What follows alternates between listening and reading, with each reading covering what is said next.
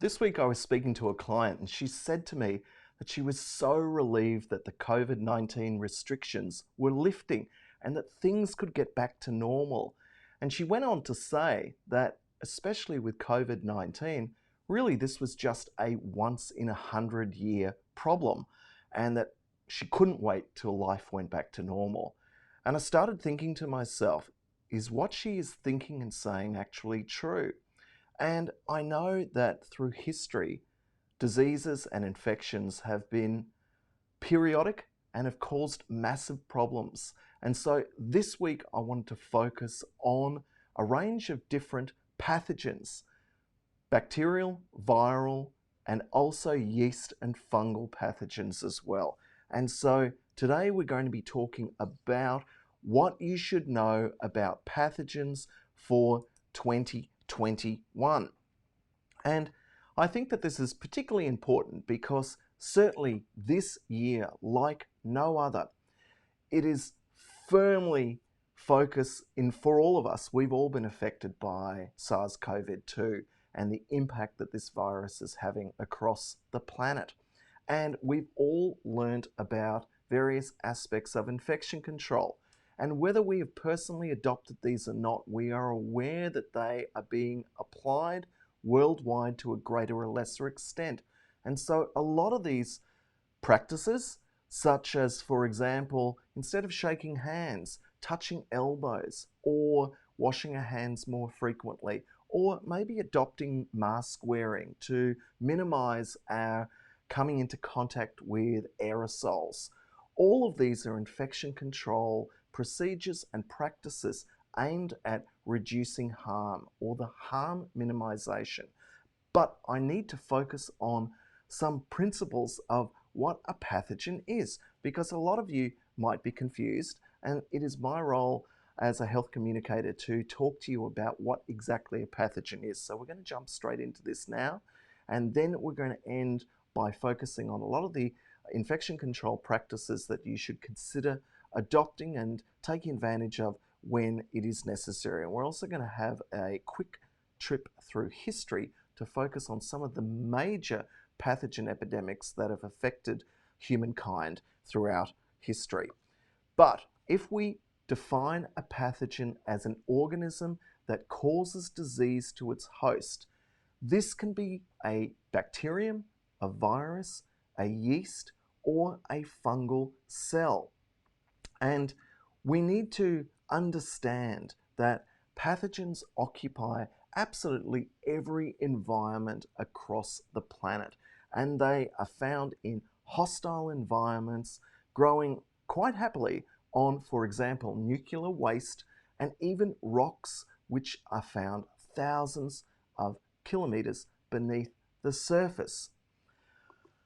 To put this in context, because I really do like word pictures, if you take a litre of seawater, then in that litre of seawater, there are going to be more than 10 billion bacteria and 100 billion viruses.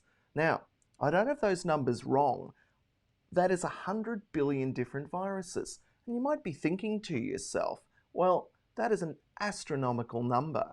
But scientists also estimate that the number of viruses on Earth is more than 10 billion times the number of stars in the universe. But the next sentence is the key sentence I want you to take away from today's live stream.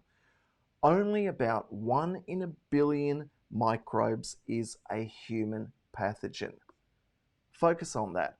1 in a billion microbes. So, out of all of the different types of microbes that could potentially cause disease, about 1,400 are known to cause disease in humans. And we need to be aware of this because not all the different bugs out there are dangerous to us. So, although pathogens can be dangerous, it is important to understand what makes them cause disease. And so, what are some of the classic diseases? Well, obviously for 2020, SARS-CoV-2 causes the COVID-19 disease. It is the virus that causes the disease. But let's jump into some history as well. And I have to go back to, say, the Justinian plague in 540 or 541, for example. 100 million Europeans died. And in fact, this was the cause of the Roman Empire falling. And this was caused by a particular bacterium that grows in the gut microbiome of fleas. And those fleas grow on rodents, and then those rodents pass the disease on. Think of it, the fall of the Roman Empire was due to a microbiological threat. And many of you have probably also heard of the Black Death. The Black Death was also caused by this particular flea-borne bacterium. And it's quite incredible to think that 1/3 of Europe's population was killed due to the spread of this bacterium through infected fleas and infected rodents.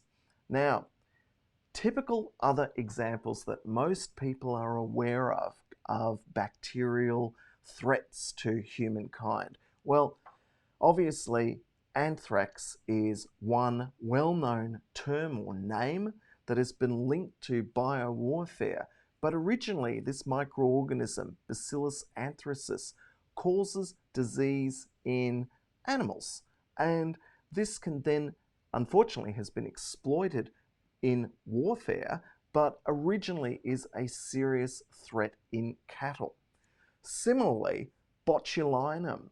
Botulinum toxin has been exploited in the cosmetic industry because pathogens cause disease by producing toxins, and these are in many cases quite poisonous.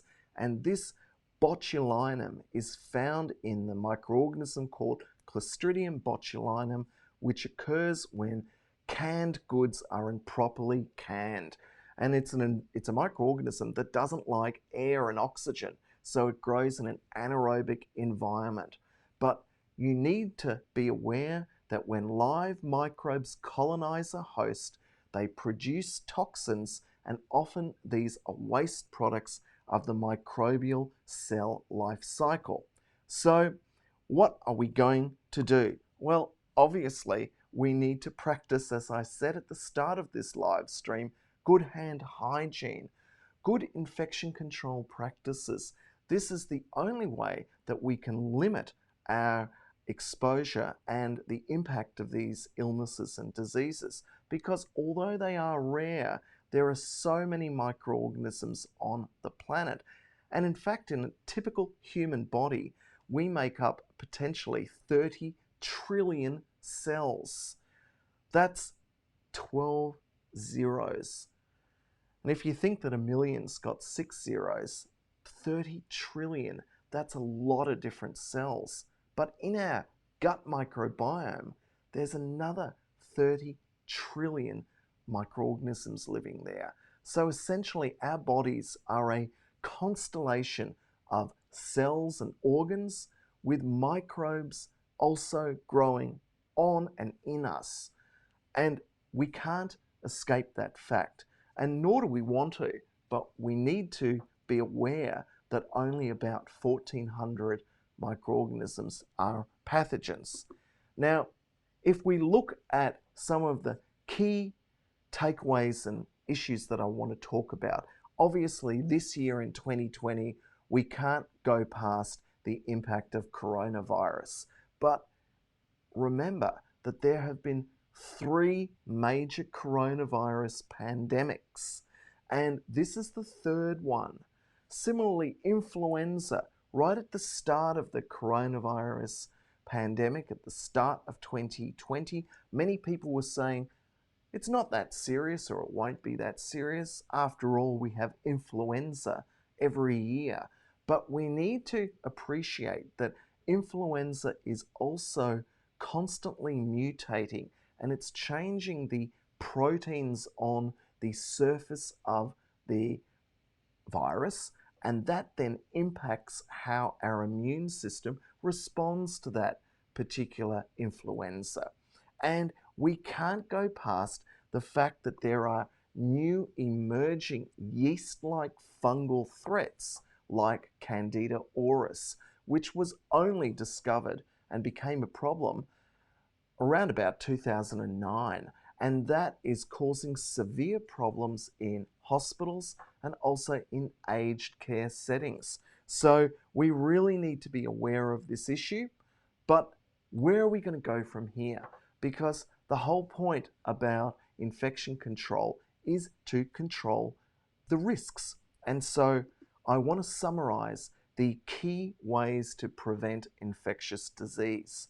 And obviously, number one is to practice good hand hygiene and cough etiquette, because we want to limit the spread of respiratory pathogens and where they end up being deposited on surfaces, leading into the next major way of preventing infectious disease, which is to implement routine environmental cleaning and disinfection. Now, we need to, from time to time, take advantage of PPE and use masks and gloves where necessary. And this could be particularly important when handling blood or even sewage or anything like that. Last week we were talking about Category 3 or black water events affecting residential and commercial properties through unexpected storms. That's when you need to take proactive infection control steps. As well, we need to be aware of the value of exclusions and cohorting of sick people or potentially infectious people. Certainly with the lockdowns that have occurred in various parts of the world, the point of that is to reduce the spread or reduce the time in which an infection spreads through a population. And this concept of cleaning needs to be incorporated within our daily lives, meaning that infection control principles and practices need to be discussed and planned for. And that is the whole point of education within society and taking advantage of what we have learnt through history to minimize the impact of these illnesses on your and my health. In any case, I look forward to talking to you next week. Have a great week, stay safe, and bye for now.